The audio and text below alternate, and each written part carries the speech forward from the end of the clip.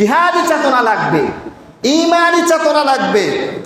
আপনার মধ্যে যদি জিহাদি চেতনা না থাকে, ঈমানের চেতনা না থাকে, আল্লাহর ভয় না থাকে, তাহলে আপনি নিজেকে মুমিন বলে পরিচয় দিতে পারেন না। ঈমানের চেতনা থাকলে আল্লাহর ভয়ে আপনি নামাজ ছাড়তে পারবেন না। এ কারণে আমি দেখছি যারা রীতিমতো নামাজ পড়ে, কোনো কারণে যদি ওনারা শুয়ে যায়, রাত্রে একটু শরীর অসুস্থ, ঠিকই 12টা হোক 1টা হোক, তার কিন্তু ঘুম ভেঙে যাবে। অনেক সময় যারা রীতিমতো নামাজ পড়ে, শুইছে, ঘুম আসে না, নামাজ না পড়া পর্যন্ত তার কি আসে না, চটপট করতে থাকে। আপনি দেখে রীতিমতো নামাজ পড়েন যারা, আলহামদুলিল্লাহ এই জিনিসটা তাদের মধ্যে অনুভূতি হবে। রাসূলুল্লাহ সাল্লাল্লাহু আলাইহি ওয়াসাল্লামের সময় এবং সাহাবীদের সময় যারা নামাজ পড়তো না, তাদেরকে ওনারা মুমিন মনে করতেন না। সুনান তিরমিজিতে এই বিষয়ে হাদিস এসেছে।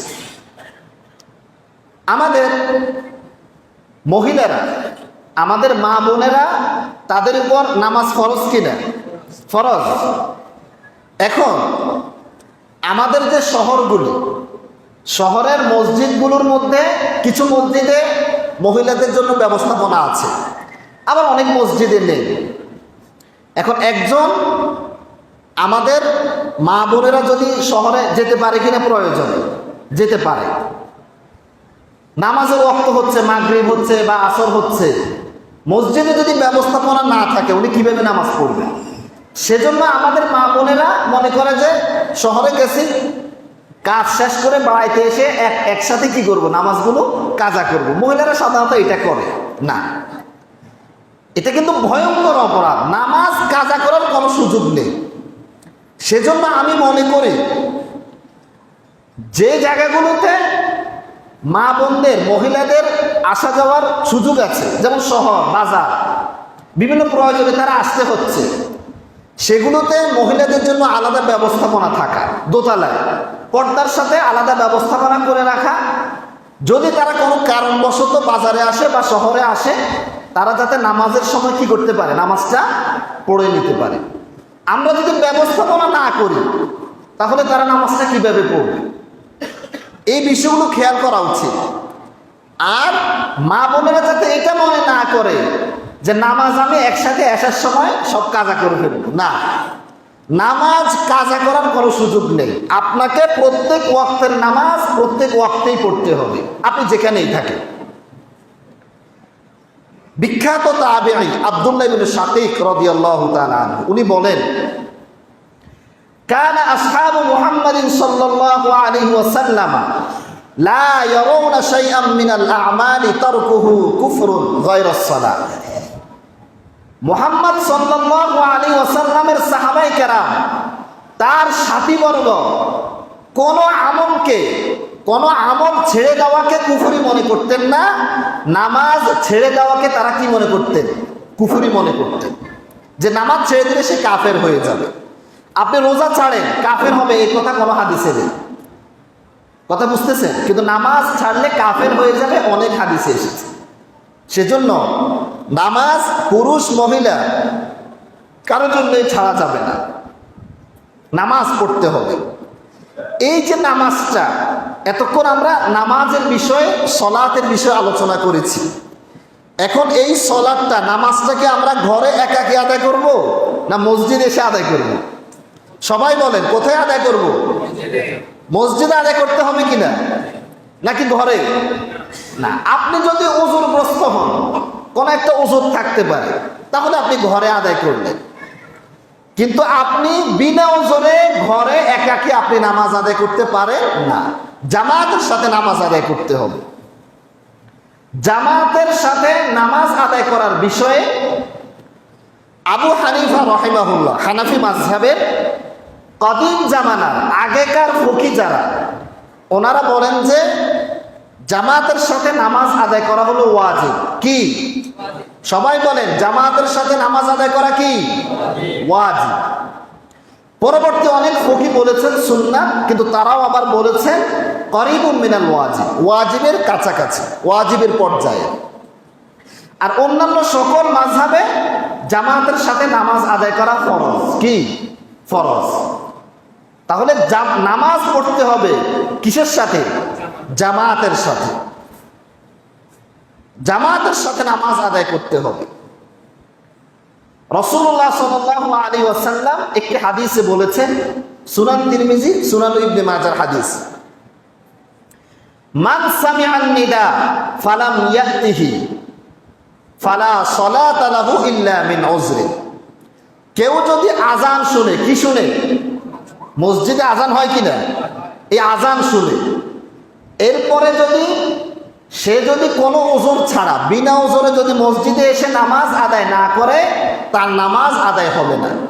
ফালা সালাতা লাহু, তার নামাজ হবে না, ইল্লা মিন উযরি, তবে যদি ওজর থাকে, কি থাকে? ওজর থাকে, তাহলে ভিন্ন কথা। ওজরটা কি?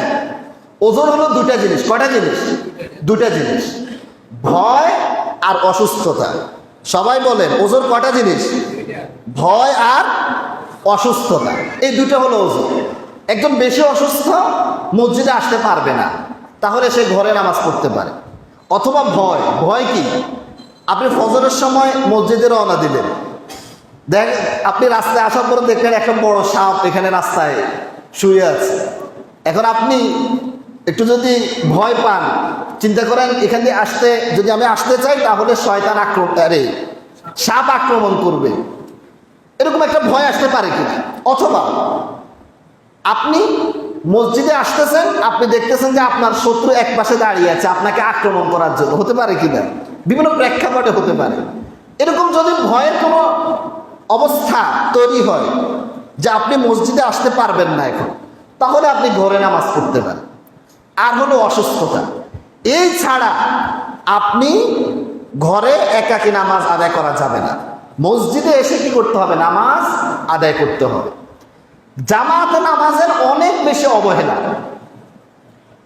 আমরা এত বেশি জামাতের নামাজে অবহেলা করছি, আমাদের অধিকাংশ আলেম গায়রে আলেম জামাতের নামাজে বেশি অবহেলা করতেছে। এই বিষয়টা খুব খেয়াল রাখতে হবে, গুরুত্ব দিতে হবে। মহিলাদের জন্য কোনো মসজিদে এসে নামাজ পড়া উত্তম না, মহিলারা ঘরে নামাজ পড়া কি উত্তম। রাসূলুল্লাহ সাল্লাল্লাহু আলাইহি ওয়াসাল্লাম বলেছেন, লা তামনাউ ইমাআল্লাহি মাসাজিদাল্লাহ ওয়া বুয়ুতুহুন্না খায়রুল লাহুন্না। তোমরা আল্লাহর বাদী যারা, এই মহিলাগণ, নারীগণ, এদেরকে আল্লাহর মসজিদে যেতে বাধা দিও না, তবে ওয়া বুয়ুতুহুন্না খায়রুল লাহুন্না, নারীদের জন্য তাদের ঘরে নামাজ আদায় করা কি উত্তম। সবাই বলেন, নারীদের জন্য তাদের ঘরে নামাজ আদায় করা কি উত্তম। তাহলে মহিলারা কোথায় নামাজ আদায় করবে? ঘরে। কিন্তু পুরুষরা কোথায় নামাজ আদায় করবে? মসজিদে। নারীরা নামাজ আদায় করবে ঘরে, আর পুরুষরা নামাজ আদায় করবে মসজিদে। মসজিদ আবাদ হতে হবে, মসজিদ কেন্দ্রিক সমাজের কাজগুলো করতে হবে। খোলাফা রাশেদের জামানায় ইসলামী শাসন, টোটাল ইসলামী রাষ্ট্রের কার্যক্রম কোথা থেকে পরিচালিত হতো? এই মসজিদ থেকে পরিচালিত হতো। আপনি ফিকহের যে কিতাবগুলো, সেখানে কিতাবুল কজায়া, বিচার সংক্রান্ত অধ্যায়গুলো আপনি যদি দেখেন, প্রশাসনিক কার্যক্রম, আপনি সেখানে দেখবেন প্রশাসনিক কার্যক্রমের মাসালা আসলেই মসজিদের মাসালা আসে। কারণ কি? কারণ খোলাফা রাশেদিন, গভর্নরগণ, তারা বিচার ফয়সালা করতেন কোথা থেকে? মসজিদ থেকে। মসজিদ থেকে তারা বিচার ফয়সালা করতেন, বিভিন্ন পরামর্শ দিতেন খুতবায়। এজন্য আমাদের সামাজিক কার্যক্রমগুলো মসজিদ কেন্দ্রিক কি হবে? পরিচালিত হবে, যাতে সকলে মসজিদ কেন্দ্রিক থাকে। এর মাধ্যমে আমাদের পুরুষগণ, আমাদের যুবকগণ, তারা মসজিদ অনুগামী হবে, মসজিদগামী হবে। এই বিষয়টা খেয়াল রাখা উচিত। সেজন্য নামাজ আমরা পড়ব, কিন্তু এটা জামাতের সাথে পড়তে হবে। জামাতে নামাজের অনেক বেশি ফজিলত। সহিহ বুখারী মুসলিমের হাদিস, রাসূলুল্লাহ সাল্লাল্লাহু আলাইহি ওয়াসাল্লাম বলেছেন, সালাতুল জামাআতি তাফদুলু সালাতিল ফাজরি বি27 দারাজা। জামাতের সাথে নামাজ আদায় করলে, আপনি যদি ঘরে একাকী নামাজ আদায় করেন আর জামাতের সাথে একজনে নামাজ আদায় করে, তাহলে একাকী নামাজ আদায় করার চেয়ে 27 গুণ, কত গুণ? 27 গুণ বেশি সওয়াব হলো, ফজিলত হলো জামাতের সাথে নামাজ আদায় করুন। একই নামাজ, আপনি জোহরের নামাজ ঘরে আদায় করলেন, আপনি যত নেকি পাবেন তার থেকে 27 গুণ বেশি সওয়াব পাবেন যদি আপনি কোথায় নামাজ আদায় করেন? মসজিদে আদায় করেন। তো এই ফজিলতটা কেন আমরা গ্রহণ করব না? আমাদের মসজিদ তো এখন অনেক দূরে দূরে না, কাছে কাছে মসজিদ থাকে। একসময় মসজিদ অনেক দূরে হতো, অনেক বড় মহল্লা নিয়ে একটা মসজিদ হতো। এখন তো মসজিদ অনেক কাছাকাছি না, অনেক পাড়া পাড়ায় মহল্লা মহল্লা এখন মসজিদ। তাহলে মসজিদে আসতে কত কত মিনিট লাগে? 5 মিনিট, 6 মিনিট, কারোর জন্য 1 মিনিট। তাহলে আমরা কেন মসজিদে আসবো না? আমাদের ছোট বাচ্চাদেরকে, ছেলেদেরকেও আমরা মসজিদে নিয়ে আসবো, যাতে ছোটকাল থেকে মসজিদের প্রতি একটা আকর্ষণ তাদের মধ্যে সৃষ্টি হয়। নিজে মসজিদে এসে নামাজ পড়বো, বাচ্চাকে কি করব? সাথে করে নিয়ে আসব। এটা হচ্ছে আমাদের দায়িত্ব। জামাতে নামাজ, তাকবীরুল্লাহর সাথে নামাজ অনেক বেশি গুরুত্বপূর্ণ। তাকবীরুল্লাহ মানে কি? তাকবীরুল্লাহ হলো ইমাম সাহেব যখন কি করে? আল্লাহু আকবার বলে, এরপরে কেরাত যখন শুরু করে, এই কেরাতের আগে আল্লাহু আকবার বলার পরে কেরাত শুরুর আগে যে সানা পড়ে, এই সময়ে মুক্তাদিরা কি করতে হবে? ইমামের সাথে তাকবীর বাঁধতে হবে। এই সময়ে এই তাকবীর বাঁধা, এটাকে বলা হয় আত-তাকবীরাতুল উলা, মানে প্রথম তাকবীরের যে সময়। অথবা কেউ কেউ বলছেন সূরা ফাতিহা শেষ করার আগে যদি মুক্তাদি ইমামের সাথে ইক্তেদা করে, তাকবীর বাঁধে, তাহলেও সেই তাকবীরের কি পাবে? ফজিলত পাবে।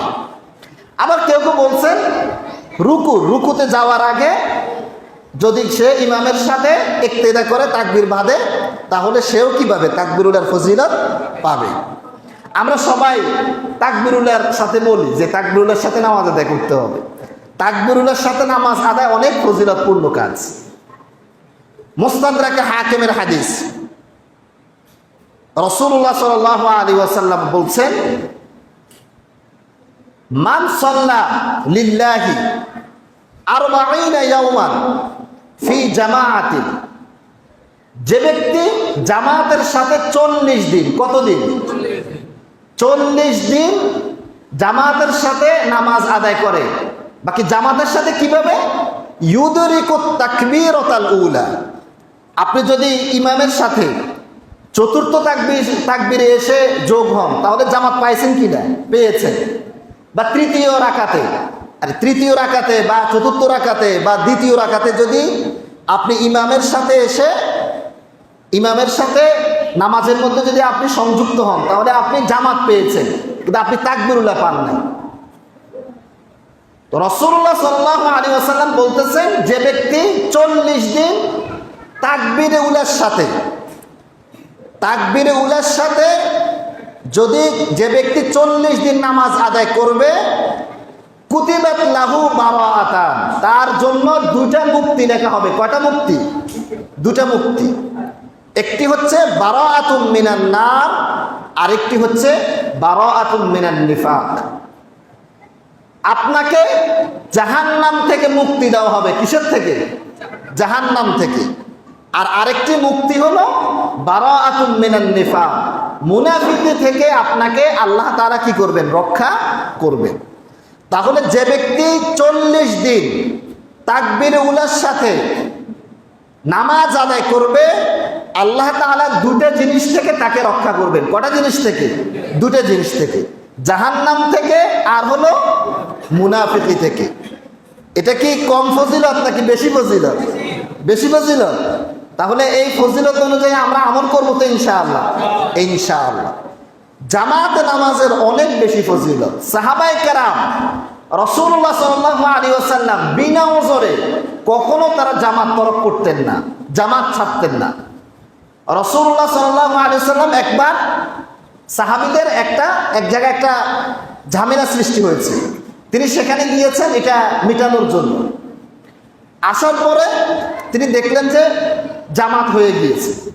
ঘরে এসে তিনি তার স্ত্রী একজনকে বললেন, আসো আমার সাথে জামাতে অংশীদার হও।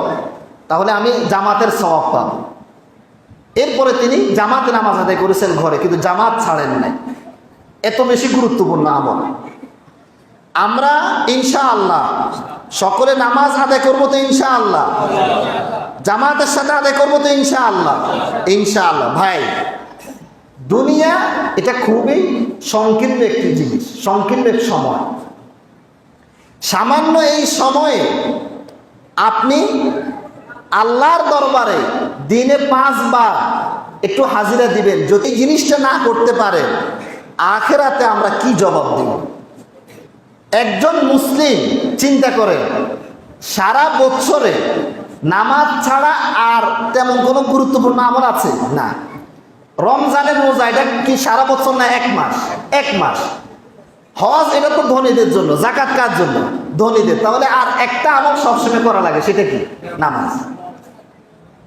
নাকি মুসলিমদের জন্য এক রীতিমতো আমল কয়টা? মাত্র একটা, শুধু নামাজটা পড়বে। এই কাজটা যদি আমরা না করতে পারি তাহলে আমি আবার নিজেকে বলবো যে আমি মুসলিম, এটা কিভাবে? যে ব্যক্তি নামাজ পড়ে না তার উপর আল্লাহ তাআলার কোনো জিম্মা থাকে না। আল্লাহ তাআলা তার যে দায়িত্ব এটা বেনামাজি থেকে উঠিয়ে নেন। এখন আপনার নাম যদি আল্লাহর দরবার থেকে নাম কাটা হয় তাহলে আপনি কি আল্লাহর ক্ষমা পাবেন এটা আশা করতে পারেন? একটা ছাত্রের নাম মাদ্রাসা থেকে কেটে দিল, সে কি তখন বলতে পারবে আমি এই মাদ্রাসার ছাত্র? এটা বলতে পারবে? সে বলবে সাবেক ছাত্র। তা আপনার নাম যদি আল্লাহর দরবার থেকে না, আপনার নাম যদি কেটে ফেলা হয়, আপনি কি আল্লাহর বান্দা, আল্লাহর ক্ষমা পাবো এই আশা করতে পারেন? পারেন না। নামাজ পড়তে হবে। আমরা সবাই রীতিমতো নামাজ পড়বো তো ইনশাআল্লাহ, জামাতের সাথে নামাজ আদায় করবো তো ইনশাআল্লাহ। আমি অনেক খুশি হয়েছি এই সমাজের মুরব্বীগণ এবং যুবক ভাইয়েরা, আলহামদুলিল্লাহ তারা দ্বীনের কাজের প্রতি, নামাজ বা অন্যান্য আরো দ্বীনের সামাজিক কাজের প্রতি তারা অনেক বেশি অ্যাক্টিভ। তারা কাজ করেন, দ্বীনের কাজ করেন। আল্লাহ তাআলা আমাদের এই সমাজের সকল ক্ষেত্রে, পুরো রাষ্ট্রে, সারা বিশ্বে মুসলমানদের মধ্যে দ্বীনি চেতনা, দ্বীনি জাগরণ আল্লাহ তাআলা সৃষ্টি করুক। সকলে বলি আমিন।